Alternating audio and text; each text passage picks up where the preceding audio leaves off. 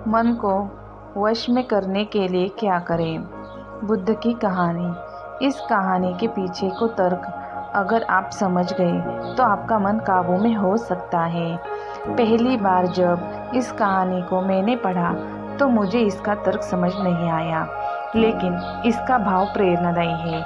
एक बार महात्मा बुद्ध किसी नगर से गुजर रहे थे। बुद्ध की नज़र एक कपड़े के व्यापारी पर पड़ी जो दुखी और हताश दिखाई दे रहा था।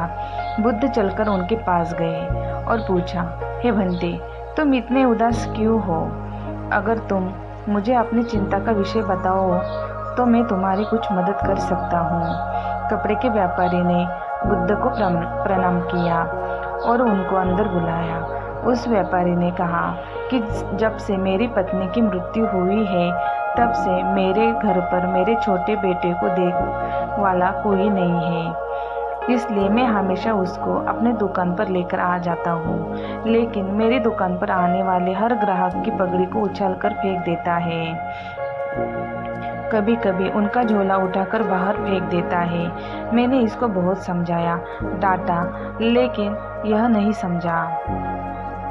इसकी इस हरकतों की वजह से मेरे सारे ग्राहक खुद को अपमानित मानकर वापस चले गए। बुद्ध बोले, मैं तुम्हारी सहायता कर सकता हूँ, पर तुम्हें मुझे वचन दे दो कि मैं जो भी करूँगा तुम उसमें दखल अंदाजी नहीं करोगे, ना ही कोई प्रश्न करोगे।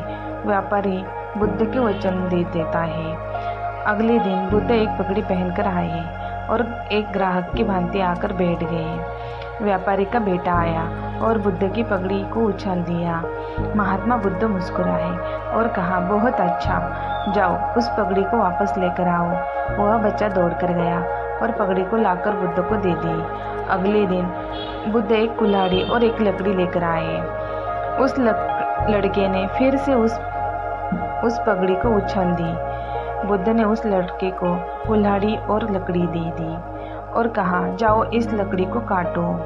व्यापारी को थोड़ा सा डर लगा कि कहीं उसके बेटे को चोट ना आ जाए, लेकिन उसको अपना वचन याद था। 7 दिन तक महात्मा बुद्ध कोई ना कोई नया काम लेकर आते और उसे लड़के से करवाते। शीघ्र ही वह लड़का भूल गया कि उसको किसी की पगड़ी उछालनी है। व्यापारी बहुत खुश हुआ और बुद्ध को धन्यवाद दिया। मुझे पता है कि इस कहानी का और मन को वश में करने का कोई विशेष संबंध नहीं है, लेकिन पहले आप इस तर्क को समझ लीजिए।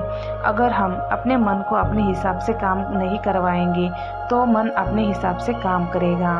मन वश में हो सकता है यदि मन को हम अपने अनुसार चलाएं। मन को 2 तरीके से, एक मन अपने हिसाब से काम कर सकता है या दूसरा मन हम अपने हिसाब से काम करवा सकते हैं। बुद्ध से मिलने से पहले उस लड़के का मन और दिमाग अपने हिसाब से अनियंत्रित रूप से काम कर रहा था, लेकिन बुद्ध ने उस लड़के को अपने अनुसार काम करवाया, जिससे उसकी आदत ही बदल गई। नमो बुद्धाय।